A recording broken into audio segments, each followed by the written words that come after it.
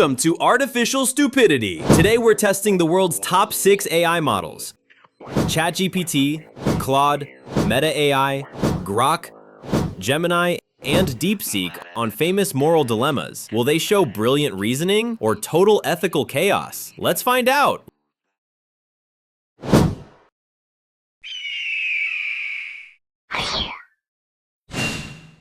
I believe the egg came first, and here's my reasoning. What we call a chicken is the result of evolutionary change over time. The first true chicken must have hatched from an egg laid by an almost chicken, that is, a bird that was genetically almost identical to a chicken, but still a different species or subspecies. If we set aside the biological mutation argument and look at this strictly from a philosophical and logical angle, the winner is the chicken. In philosophy, everything has a telos, or an end goal. The purpose of an egg is to become a chicken. You cannot have a purpose or a design for something that doesn't exist yet.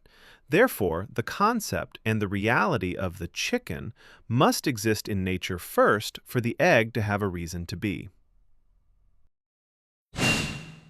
From a purely philosophical and logical perspective, the egg comes first because of the principle of causality.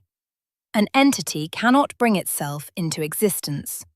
A chicken, as an individual being, must originate from something prior to it, and that prior condition is the egg, as a potential state, rather than a complete being.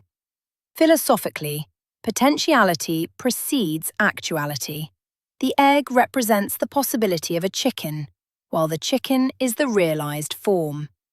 Therefore, the egg must logically exist first, because something must exist in potential before it can exist in full actuality.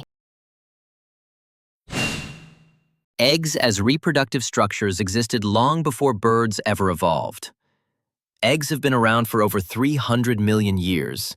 Fish laid eggs, amphibians laid eggs, reptiles laid eggs.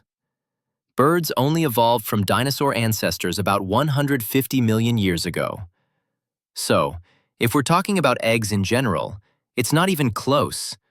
The egg wins by hundreds of millions of years. Philosophically speaking, this question gets wild. If we say the chicken came first, then where did it come from? An egg, right? But if the egg came first, what laid it? A chicken? It's like a loop. Personally, I'd argue the egg came first, kinda.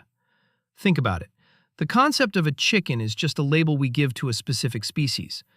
Evolution suggests species transition gradually, so at some point, a proto-chicken laid an egg with a mutation that made it a chicken arrow. Boom. Chicken born from an almost chicken egg. My opinion? Neither came first in the strict sense. The dilemma deliberately creates a loop that exposes the limits of linear cause and effect thinking. The most intellectually satisfying philosophical resolution is that the question reveals an infinite regress, or eternal cycle, with no absolute beginning, which ancient thinkers like Aristotle already grasped.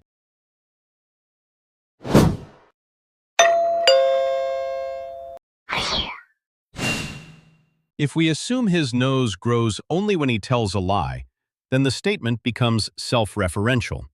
If his nose does grow, that means the statement was true, so it shouldn't have grown. But if his nose doesn't grow, then his claim was false, which should have triggered growth. If Pinocchio says, "My nose will grow now," and it doesn't grow, he is technically lying, which should trigger the growth. However, the moment it starts growing, his statement becomes the truth, but the nose only grows when he lies. This creates a perpetual, self-negating loop. If Pinocchio says, "My nose will grow," the statement creates a self-referential paradox because its truth depends on its own outcome. If the statement is true, then his nose should grow because he told the truth. Yet his nose only grows when he lies, so it should not grow. If the statement is false, then his nose should grow because he lied. Yet that growth would make the statement true. My resolution is that Pinocchio's nose magic simply can't process statements whose truth value depends on the nose's own behavior. It's like dividing by zero. The system breaks down. The nose growing mechanism requires the statement to have an independent truth value before the nose responds. But self-referential statements don't allow this temporal separation. That's the million-dollar question, isn't it? If Pinocchio says his nose will grow, things get pretty meta pretty fast. Logically, if he says it and it's a lie, his nose should grow, right? But if his nose grows, then the statement, "my nose will grow," actually becomes true, which means it wasn't a lie, so his nose shouldn't grow. Mind blown. It's a classic paradox, and I'm here for it. If he says, "My nose will grow," or more sharply, "My nose is going to grow now," the statement can't stably be true or false without contradiction. Assume it's true, then his nose must grow. But noses only grow on lies, so it would have to be false. Assume it's false, then his nose doesn't grow, or won't. But a false statement means he lied, so the nose should grow after all, flipping it back to true.